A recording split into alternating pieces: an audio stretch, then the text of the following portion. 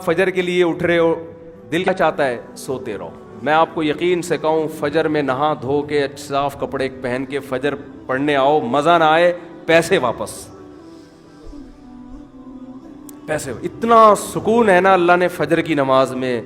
ہم تو کہتے ہیں کہ اگر یہ نماز اللہ نے فرض نہ بھی کی ہوتی, خدا کی قسم اس کی دنیا کے فائدے اتنے ہیں کہ یہ نہ بھی فرض ہوتی تو بھی پڑھتے. یہ کی میٹیریل میں جلد بازی شامل ہے, تو جس کا لیکن اللہ نے اس جلد بازی کو کنٹرول کرنے کے لیے دماغ میں ایک عدد عقل بھی پیدا کر دی. اب جلد بازی یہ کہتی ہے کہ جلدی سے یہ فائدے حاصل کر لو, بس اس کے انجام کو نہ دیکھو. شراب والا کہے گا یار شراب پی لو, انجام کو نہ دیکھو, حالانکہ اس کا دنیا کا انجام بھی برا, آخرت کا انجام بھی برا. نماز کا ٹائم ہوگا, آپ کا دل چاہے گا سوتے رہو, نیند بڑی مزیدار ہے, لیکن آپ کو پتہ ہے اس کا دنیا کا انجام بھی خراب اور آخرت کا انجام بھی خراب. Thanks for watching. Don't forget to like, comment, share and subscribe to Mufti Tariq Masood, famous scholar. تو سست آدمی کے مقدر میں اللہ نے میرے بھائی ناکامی لکھی ہے. دنیا میں کامیاب ہمیشہ کون ہوتے ہیں؟ چست لوگ. تو اب مسئلہ یہی ہے کہ یہاں بھی عقل اور دل کا کیا ہوتا ہے؟ جھگڑا ہوتا ہے. دل کہتا ہے سستی سے بڑی کوئی نعمت ہے نہیں. دل تو یہی کہتا ہے. صبح آپ فجر کے لیے اٹھ رہے ہو, دل کیا چاہتا ہے؟ سوتے رہو. میں آپ کو یقین سے کہوں, فجر میں نہا دھو کے صاف کپڑے پہن کے فجر پڑھنے آؤ, مزہ نہ آئے پیسے واپس. پیسے اتنا سکون ہے نا اللہ نے فجر کی نماز میں. ہم تو کہتے ہیں کہ اگر یہ نماز اللہ نے فرض نہ بھی کی ہوتی, خدا کی قسم اس کی دنیا کے فائدے اتنے ہیں کہ یہ نہ بھی فرض ہوتی تو بھی پڑھتے. یہ گورے کو یہ نعمت میسر نہیں ہے, ہندو کو یہ نعمت میسر نہیں ہے. کتنا پیارا طریقہ نماز کا رکھا گیا ہے, کتنا پیارا, اور وقت کتنا بہترین ہے. ان قرآن الفجر کان مشہودا, قرآن کہتا ہے فجر میں فرشتے حاضر ہوتے ہیں. ایسا مبارک وقت ہے, روحانی سکون ملتا ہے انسان کو. کوئی روٹین ہی نہیں ہے. ہم تو گوروں پہ حیران ہوتے ہیں, ان کی زندگی میں سکون کیسے آئے گا؟ رب ہی نہیں ہے جس کی زندگی میں, خدا ہی نہیں ہے. یہ تو انسان کی نیچر ہے خدا کی عبادت کرنا. تبھی تو آپ دیکھو جن کو صحیح خدا نہیں ملا انہوں نے پتھروں کو معبود بنا کے پوجنا شروع کر دیا. کوئی گائے کو خدا بنا رہا ہے, کوئی چوہے کو بنا رہا ہے, کوئی بندر کو بنا رہا ہے. کیوں؟ اس لیے کہ جب صحیح خدا نہیں مل رہا تو وہ خدا تو چاہیے انسان کو. تبھی دنیا کی ہر قوم میں کوئی نہ کوئی خدا ہے, چاہے وہ سچا ہو یا جھوٹا ہو, ہے ضرور.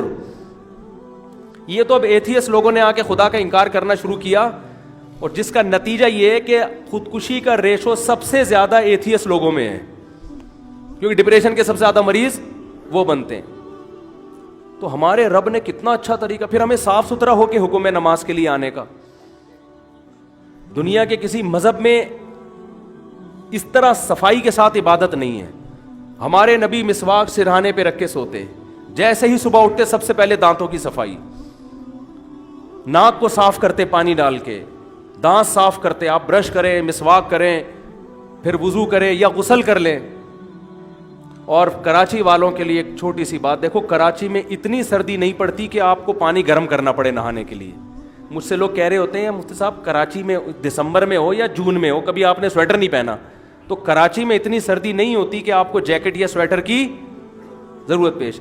یہاں اپنے بچوں کو ٹھنڈے پانی سے نہانے کا عادی بولتے کیوں نہیں بھائی؟ خود بھی ٹھنڈے سے نہا لیا کریں, کچھ نہیں ہوگا انشاءاللہ. صلو علی الحبیب, کیا کہنا وہ نہیں ہوگا انشاءاللہ. وہ لوگ کہتے ہیں جیپنیز گرم سے نہاتے ہیں تو مسلیوں, وہ ہوتے ہوں گے مسل وسل. ہمیں اس وقت ضروری ہے سستی دور کرنے کی, ہمیں مسل کو ریلیکس کرنے سے زیادہ سستی. تو ٹھنڈے پانی سے نہانے سے سستی دور ہوتی ہے, سمجھتے ہو؟ صبح صبح اٹھیں, شاور کھل کے اٹھے, ایک دفعہ کاکڑ دینا ہوگا بس, ایک دم سے ہلیں گے, اس کے بعد فٹ فاٹ. اللہ کا شکر ہے میں کبھی نہیں گرم پانی سے نہاتا, ہمیشہ ٹھنڈے سے. جتنی بھی سردی ہو کراچی میں, یہاں کی سردی قابل برداشت ہے, اس سے انسان فریش ہو جاتا ہے, اس کو سردی ویسے بھی نہیں لگتی. پھر وہ اتنا چھوئی موئی. ہاں پنجاب میں سردی زیادہ ہے, اسلام آباد میں, وہاں زیادہ فنٹر گیری نہ دکھاؤ, ایسا نہ ہو واش روم سے نکلو ہی نہیں. ٹھیک ہے, ایک صاحب بالا کوٹ میں غسل فرض ہوا, ایسے نہائے ٹھنڈے پانی سے, وہ وہیں اکڑ کے بیٹھ گیا. اس کو بیچارے کو پھر میرا خیال ہے کسی نے ماچس لگائی ہوگی, نیچے سے کچھ فائدہ ہوا ہوگا, واللہ عالم, مجھے نہیں پتا, لیکن بہرحال بڑی مشکل ہو گئی تھی.